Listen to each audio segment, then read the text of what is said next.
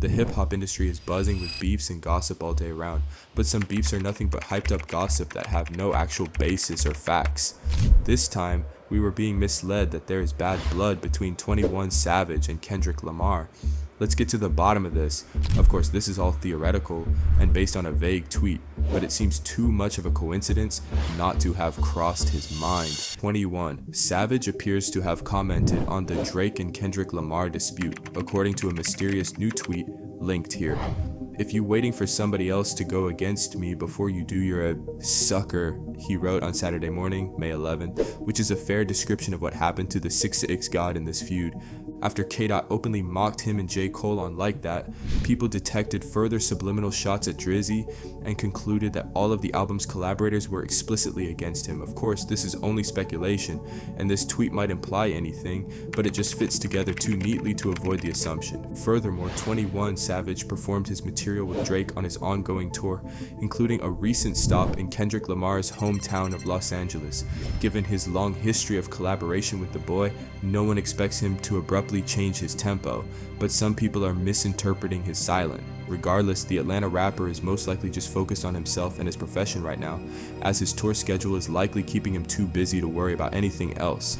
Many people are also curious what other Atlanta musicians think about this conflict, particularly those whom the Compton lyricist mentioned in Not Like Us. If any of you don't know who that is, it's Kendrick Lamar. Kendrick Lamar was a standout from the moment his adolescent mixtapes gained popularity in the early 2000s, cementing his place as one of hip-hop's most thought-provoking performers. His birthday is June 17, 1987, and he is 5.5 tall, the first rapper to receive a Pulitzer Prize for his 2017 album Damn. The rapper's Grammy total is in the double digits courtesy to critically praised recordings, including his 2012's Good Kid, Mad City, and Billboard 200 #1 albums, To Pimp a Butterfly, Damn, and Mr. Morale and the Big Steppers. In 2015, he achieved his first #1 hit by appearing on Taylor Swift's Bad Blood, a feature he would later duplicate with 2017's smash Humble. The rapper is a sought-after collaborator, having worked with everyone from Rihanna to Maroon 5, A$AP Rocky, Drake, Sia, SZA, and his cousin Baby Keem. Did 21 Savage just speak on Drake and Kendrick's feud? Back to 21 Savage, his participation in all of this is intriguing because he has strong and long-standing collaborative ties with both Drake and Metro Boomin, who some believe is the true motivating factor behind everything. In reality, Metro and 21 had signaled on social media that they were still on good terms in early April, before the rivalry turned nasty. There are even rumors that Savage Mode the 3 would be released sooner rather than later, but we don't want to get our hopes up. In any case, it appears that this is a very intricate web that may never yield the conclusive answer that fans want. Let us tell you a little bit about 21 Savage. Born in London and raised in Atlanta, 21 Savage is mostly a rapper with R&B influences. His music career has clearly demonstrated this, as he claims that rap music is a new spin on the rap and hip-hop genres, and others disagree, as he continues to sell out venues and has devoted fans who passionately back him on and off social media. His ability to transform boredom into beauty, as well as his melodic flow, have always dominated the charts, especially when he collaborates with strong producers like Metro Boomin, Kid Hazel, and many others who know how to elevate his compositions. Of course, at the core of each production, 21 Savage is always the breakout talent on any track where he's featured. Born Shea bin Abraham Joseph on October 22, 1992 in Plaistow, London, England, 21 Savage is the son of British-born parents Heather Carmelia, Joseph of Dominican origin, and Kevin Cornelius Emmons of Haitian heritage, who works for Westminster City Council. Savage also has twin sisters who, like his father, now live in London. Savage's parents split when he was 7 years old, and he moved with his mother to Atlanta, Georgia, where he would eventually stay and be raised, solidifying Atlanta as his true hometown. However, in June 2005, Savage, 12, had to travel to London momentarily to attend his uncle's burial. The trip lasted only a month, and he returned to the United States in July. During this period, Savage was on an H-4 visa, which would expire the next year. This critical knowledge will eventually contribute to his immigration problems later in life. During this period, his mother had a friendship with Dr. Amsu Anpu, A British transplant and endocrinologist, Savage's mother would subsequently have more children through her second marriage, including Savage's brother, Quantuveus.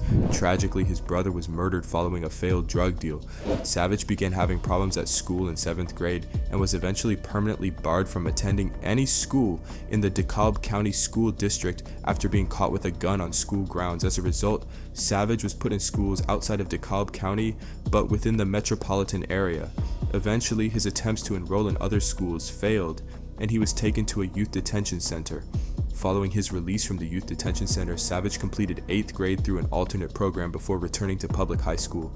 However, Savage finally dropped out of school owing to several expulsions and emotional exhaustion from the ordeal. 21, Savage eventually joined a local Bloods-affiliated street gang, which led to his becoming a drug dealer, primarily dealing marijuana. Savage was also involved in robberies and car theft. Although he was only detained once for having illicit contraband in the automobile he was driving. In 2011, tragedy struck again for Savage when he lost his companion and right-hand guy, Larry, in a shooting. So when I remember like the gun jammed type, and when I put my arm over the seat, he put his gun on my arm and shot me. So my gun fell out my hand. And I remember us fighting over my gun. Then it went off one more time, boom. I got shot right here in my hand from holding the gun. Then he got up and he tried to run and he collapsed. Savage would later be shot 6 times by a rival gang during an attempted theft on his 21st birthday in 2013, causing yet another tragedy. Savage survived, but his best friend was killed in the shooting. I got Tamika, that's Larry's mama, she got killed when he got killed. And then I got Johnny B, that's my brother, he got killed when I got shot. Following the murders of his close friends, 21 Savage decided to put his illegal activities behind him and start rapping instead. His music career was looking bright until it was temporarily derailed by the death of his friend's uncle, who was providing him with studio time to concentrate on his raps in 2013. In November 2014, DJ Plug produced 21 Savage's debut single, Picky. This track was later included on Savage's debut mixtape, The Slaughter Tape, which was released in May 2014. The release of the mixtape produced a lot of attention and established 21 Savage as an underground name in the Atlanta community. In July 2015, Savage and Sunny Digital released a joint EP called Free Guap, which was a dedication to rapper and one of his main influences, Gucci Mane. Following the Slaughter Tape's debut, 21 Savage released his second mixtape, Slaughter King, in December 2015.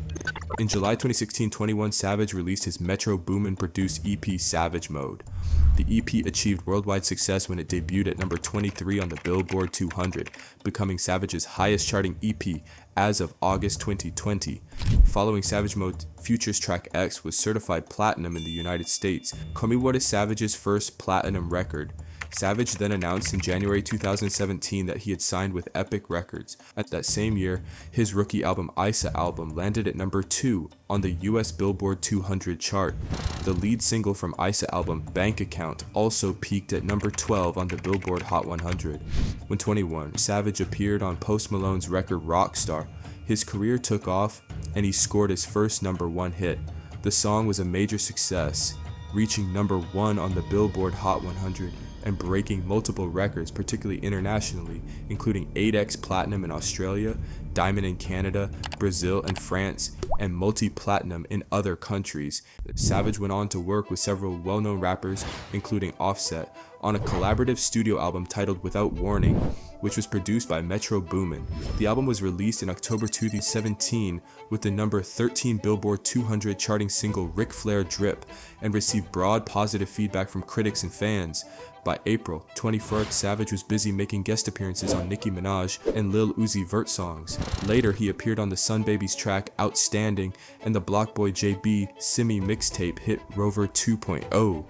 In the months that followed, he also appeared on Taya Dalla Igan's deluxe edition of Beach House 3, Clout. Savage took to Instagram in October 2018 to share a cryptic photo of a man-like silhouette jumping in the air away from a massive fire. The parental advisory label appears in the lower right corner of the photograph, and Metro Boomin is tagged on the post. Because of this mysterious message, people suspected that it was a possible sequel to Savage's 2017 release Without Warning. However, this was not the case, much to the disbelief of fans, as it was later revealed to be a promotion for producer Metro Boomin's debut studio album, Not All Heroes Wear Capes. Now back to the problem at hand, there are still no answers for all the questions everyone has about this beef. After all, 21 Savage just did a Nardwuar interview. Do you think he's frightened about Drake's reaction to his silence? His two most prolific and noteworthy collaborations are currently at odds.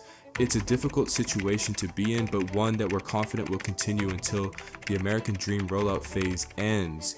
Maybe that calm, peace, and relaxation may lead to answers. Do you think this is a real beef, or is it nothing but a publicity stunt that is being used to stir different types of emotions among the fans of these legendary rappers? Tell us what you think in the comments below. Don't forget to give the video a thumbs up and subscribe to the channel before you leave so we can bring you the latest celebrity gossip and news from the hip hop community.